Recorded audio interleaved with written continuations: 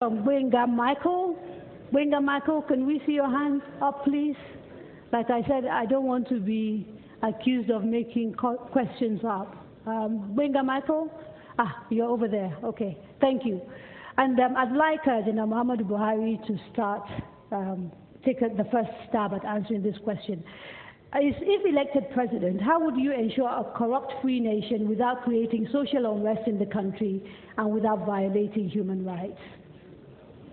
Well, you know, the bottom line of Nigerian problem is indiscipline and corruption. And from the constitution itself down to all the financial regulations, you can't force Nigerian bureaucracy. All the rules and regulations are there. It's a question of implementation. And I think the problem is that anybody will take Nigerians for granted at his own risk. You can't be a head of a department, you can't be a chief executive and steal public funds and you think you can control those below you. Nigeria will not agree. I promise to be accountable to Nigerians. And I will make sure all those that the CPC voted, from councillor, local government, to the office of the president, will be accountable to the people. And the public treasury is a trust, and nobody can tamper with it and get away with it. Thank you. Thank you so much, General Muhammadu Buhari. Malam Nuri Badu. The same question. How will you tackle corruption without creating social unrest in the country and without violating human rights? Thank you. I will take it from what my respected general, what he said. Sir, Nigerians are not corrupt. Nigerians are not indisciplined. That's why they make the mistake.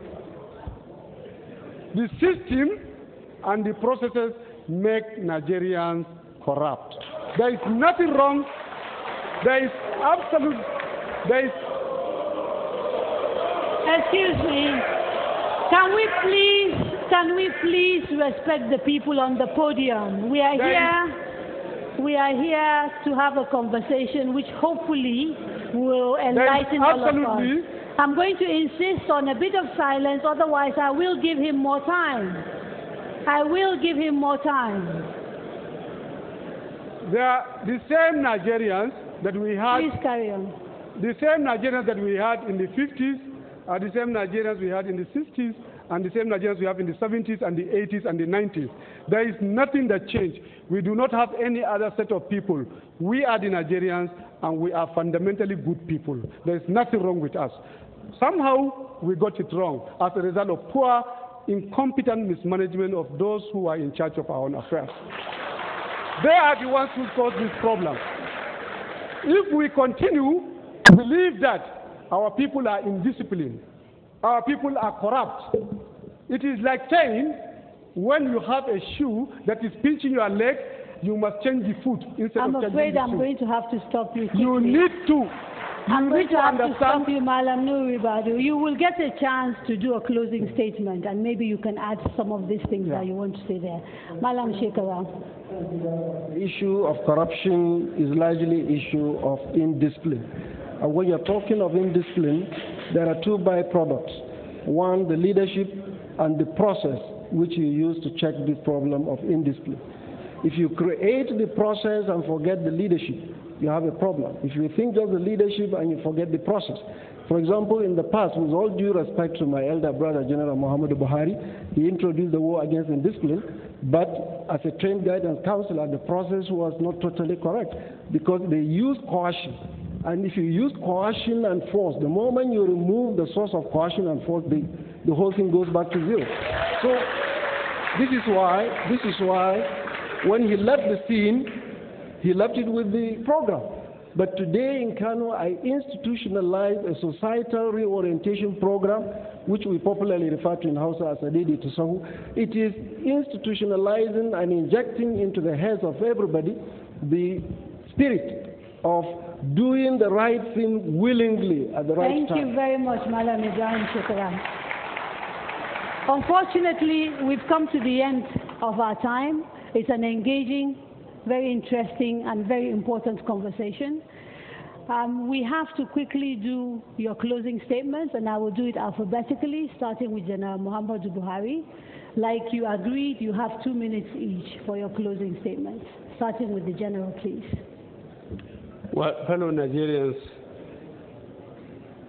it is entirely up to us this time around to choose a leadership that you can trust to lead this country for at least the next 4 years. We know the situation we are in now. We know the situation we are heading if we follow what advice Barack Obama said in the in Ghana when he came. He said the developing countries need institutions, strong institutions, rather than strong personalities. In Nigeria, we need both. We need strong people to resuscitate the institutions and make them strong. Thank you very much.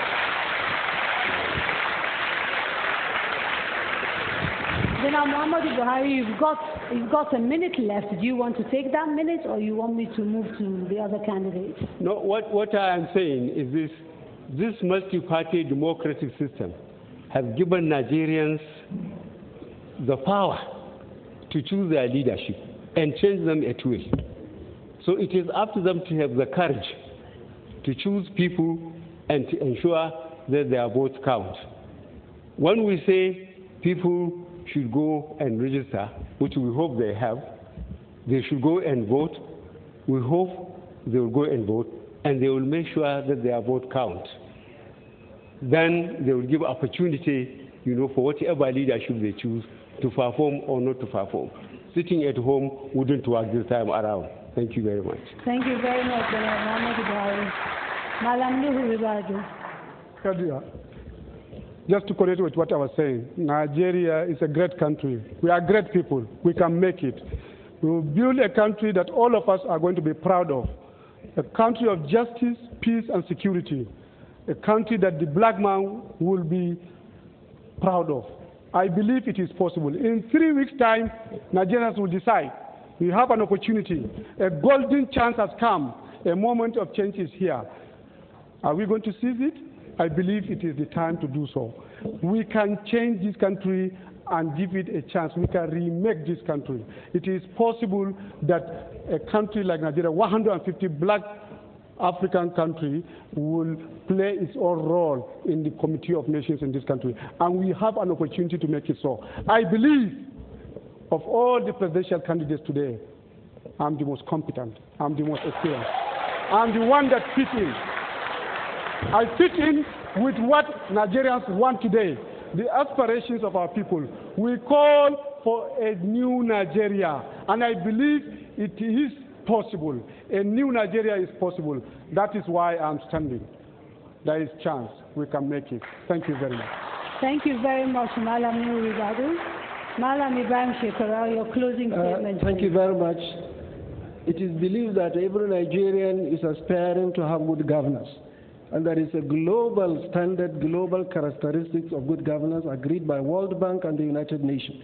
Number 1 is voice and accountability. Number 2, political stability. Number 3, effectiveness in governance. Number 4, regulatory control. Number 5, rule of law. And number 6, control of corruption. So if you want good governance, my advice to voters is let them look at these characteristics.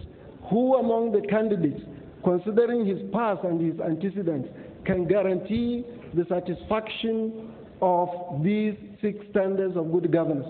Whoever it is between you and your Almighty God, vote for him.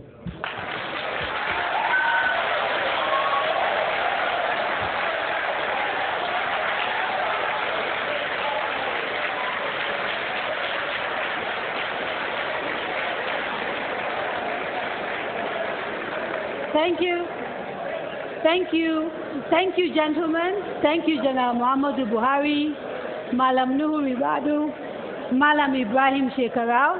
And thank you too, particularly to the audience who joined us today to listen to these three men tell us why in April we should vote for them. You have been watching the NN24 presidential debate. I am Kadria Ahmed of Next. I hope this conversation continues in our homes, in our offices. The task of electing Nigeria's president is a very important one. It is critical to our development as a nation. Keep talking, keep debating, and please make sure you go out and vote. Thank you very much and good night.